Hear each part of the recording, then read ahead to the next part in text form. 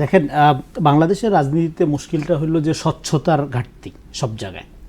তো আপনার স্বচ্ছতার ঘাটতি থাকার কারণে এই বিষয়গুলো নিয়ে প্রশ্ন ওঠে, এবং নির্বাচন কমিশনের পুরো প্রক্রিয়া শুধু এই প্রার্থিতা ফিরে পাওয়া না, অন্যান্য যে কার্যক্রমগুলো আরও যা আনুষঙ্গিক কার্যক্রম, সেই কার্যক্রমগুলো নিয়েও কিন্তু পর্যায়ক্রমে নানা রকম প্রশ্ন উঠতেছে। যেমন পোস্টাল ব্যালট, যেটা প্রবাসীদের ভোটের জন্য পাঠানো হয়েছে, সেই পোস্টাল ব্যালট পাওয়া যাচ্ছে জামাত নেতার ঘরে।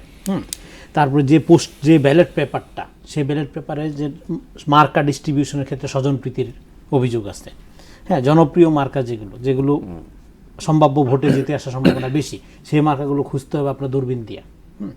সো এই যে আপনারা ধরেন যে অস্বচ্ছ প্রক্রিয়াগুলো চেষ্টা করা এবং ইলেকশন ইঞ্জিনিয়ারিংয়ের একটা আপনারা ধরেন যে হাইপ তুলে দিয়ে, হ্যাঁ, তারপরে নিজেরা ইঞ্জিনিয়ারিংয়ে সামিল হয়ে যাওয়া, অন্যদেরকে বোকা বানানোর চেষ্টা করা, এই ধরনের নানা রকম অস্বচ্ছ প্রক্রিয়ার কারণে যেটা হয়, বাংলাদেশের গণতান্ত্রিক যে আপনার অগ্রযাত্রায় 54-55 বছর বয়স পরেও এটা একটা প্রাতিষ্ঠানিক রূপ পায় না।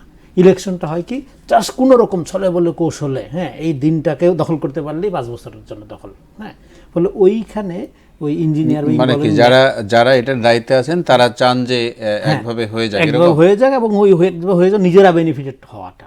হ্যাঁ, নিজেরা বেনিফিট, সেটি বলছেন যে শুরু থেকে এখনো এই ধারাবাহিকতা রয়ে গেছে। যদি রয়ে থাকে তাহলে ধরেন এটা তো আনইউজুয়াল। 200 কিন্তু এই বছর তো মানুষের একটু ভিন্ন রকম কোনো ভিন্নতা হয়নি।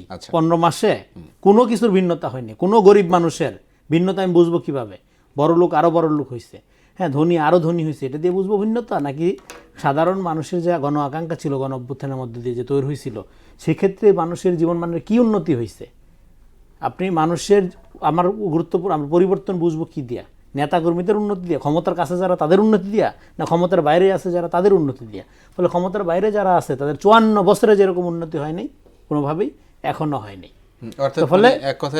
ফলে এখন আপনার প্রশ্নে এই যে ধরেন 200 জন লোকের প্রার্থিতা ফিরা পাইলো, হ্যাঁ, 200 লোকের প্রার্থিতা ফিরা পাইলো, তাহলে আপনি এতগুলো লোকরে, হ্যাঁ, প্রার্থিতা বাতিল করলেন কিভাবে? এবং এত ভুল প্রক্রিয়া কি তাহলে আপনি বাতিল করছেন? হ্যাঁ, আবার এবং এই অল্প কয়েকদিনের মধ্যে তারা কি ম্যাজিক ঘটাইলো যে তাদের মনোনয়ন এখন বৈধ হয়ে গেল?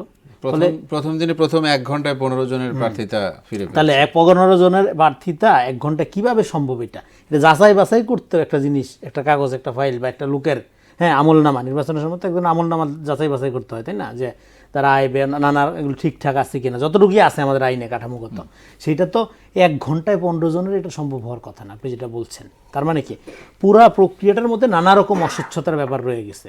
এই অস্বচ্ছতা নিয়েই আমাদের হয়তো এই ভোটে যাইতে হবে, এবং ভোটের রেজাল্ট কী আসবে আমি জানি না, আমি এটা নিয়ে শঙ্কিত।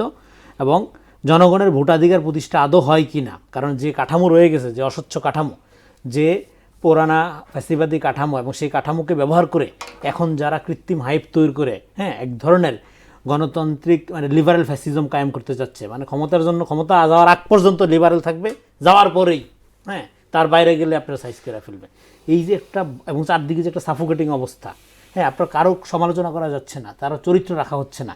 এই সাফোকেটিং অবস্থার জন্য আমার মনে হয় যে মানুষের মধ্যে একটা যেই নির্বাচনকে কেন্দ্র করে, গণতান্ত্রিক উত্তরণকে কেন্দ্র করে যেই রকম একটা উৎসব আমেজ থাকার কথা ছিল, যেরকম আত্মপ্রত্যয় থাকার কথা ছিল, যেরকম আশাবাদী মনোভাব থাকার কথা ছিল, সেইটা যথেষ্ট মাত্রায় তৈরি করা যায়নি, বরং এক ধরনের শঙ্কা, হ্যাঁ, বা পুরানা আমলের মতোই, হ্যাঁ, আপনার ধরেন যে অস্বচ্ছ নানা প্রক্রিয়া, তারপর হলো ক্যারেক্টার অ্যাসাসিনেশন করা, প্রতিপক্ষকে অকথ্য ভাষায় নাজেহাল করা, একজন আরেকজনকে ছোট করা, আমি ভালো অন্যরা খারাপ, এইভাবে সমাজকে ডিভাইড করা। জনগণের জন্য রিয়েল কর্মসূচিগুলো নিয়ে রাজনৈতিক দলগুলোর প্রতিযোগিতা নেই। রাজনৈতিক দলগুলোর প্রতিযোগিতা কি? যেটা হাসিনার আমলে ধারাবাহিক চর্চাটাই হচ্ছে, হ্যাঁ, যে ও খারাপ, ও জুলাই বিরোধী, ও মুক্তিযুদ্ধ বিরোধী, ও তমুক বিরোধী, ও ইসলাম বিরোধী, ও ভারতপন্থী, হাবি জাবি, যেগুলো আজাইরা কথা। হ্যাঁ, আপনি জুলাই চেতনা বিশ্বাস করেন বা না করেন, হ্যাঁ, তাতে করে আপনার, হ্যাঁ, আপনার কি দুপুরবেলা না খাইলেও পেট ভরা থাকবে? ধরেন আপনি প্রচুর জুলাই চেতনা বিশ্বাস করেন, যেটা খাইতে হবে না আপনার দুপুরবেলা, রাতের বেলা ডিনার দরকার নেই। হ্যাঁ, তার মানে কি ইস্যু তো জুলাই চেতনা না, ইস্যু তো মুক্তিযুদ্ধের চেতনা না, ইস্যু হইল আপনার নাগরিক অধিকার, সেটার ব্যাপারে কোনো আলাপ নেই।